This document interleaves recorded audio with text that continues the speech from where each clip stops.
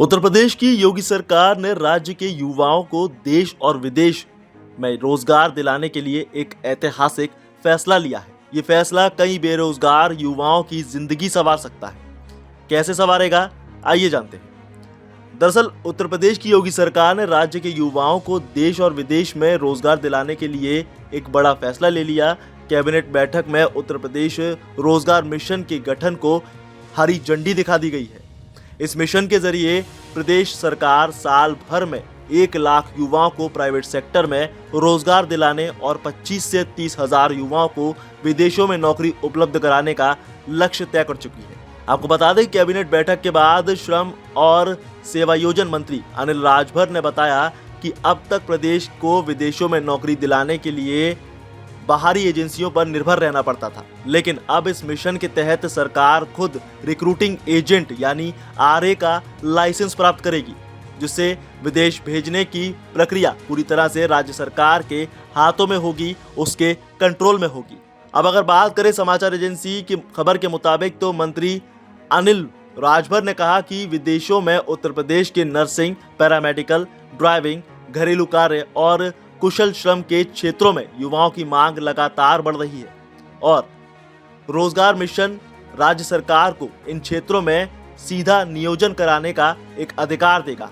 अब किसी तीसरी एजेंसी के जरिए नहीं, बल्कि सरकार ही युवाओं को विदेशों में काम दिलवाएगी। अब ऐसे में ये जानना बेहद जरूरी हो जाता है कि आखिर इस मिशन की क्या स्पेशलिटीज हैं, क्या विशेषताएं हैं। तो देखिए, देश और विदेश में रोजगार की मांग का सर्वे किया जाएगा, कंपनियों से सीधा संपर्क किया जाएगा।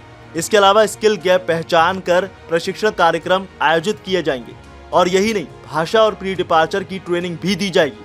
यहाँ तक कि करियर काउंसलिंग और कैंपस प्लेसमेंट की सुविधा भी होगी और नियुक्ति के बाद सहयोग और निगरानी भी की जाएगी। उत्तर प्रदेश के श्रम और सेवायोजन मंत्री अनिल राजभर ने कहा कि ये मिशन मुख्यमंत्री योगी आदित्यनाथ की उस सोच को आगे बढ़ाएगा जिसमें हर युवा को हुनर और आधार पर काम करने की बात कही गई थी। उन्होंने कहा कि हर हाथ को काम, हर हुनर को सम्मान अब केवल नारा नहीं, धरातल पर उतरती योजना है। इसी के साथ महिला सशक्तिकरण को भी एक नई रफ्तार मिलेगी। कैसे, आइए आपको बताते हैं। दरअसल कैबिनेट बैठक में महिला श्रमिकों के लिए भी बड़ा फैसला लिया गया। अब महिलाएं कुछ शर्तों के साथ उन 29 खतरनाक श्रेणियों के कारखानों में भी काम कर सकेंगी जहां पहले उनका काम करना प्रतिबंधित था। श्रम मंत्री ने बताया कि पहले ही 12 और फिर हाल में 4 श्रेणियों में उन्हें अनुमति मिल चुकी थी। अब ये दायरा सभी 29 पर लागू होगा। मंत्री राजभर ने यह भी कहा कि अब वक्त है कि हमारी बहनें भी उत्तर प्रदेश को $1 ट्रिलियन की अर्थव्यवस्था बनाने की दौड़ में भागीदार बने। यही नहीं, कैबिनेट बैठक में एक और बड़ा फैसला लेते हुए योगी सरकार ने आगरा और लखनऊ एक्सप्रेसवे से पूर्वांचल एक्सप्रेसवे को जोड़ने वाले नए ग्रीनफील्ड लिंक एक्सप्रेसवे को मंजूरी दे दी है।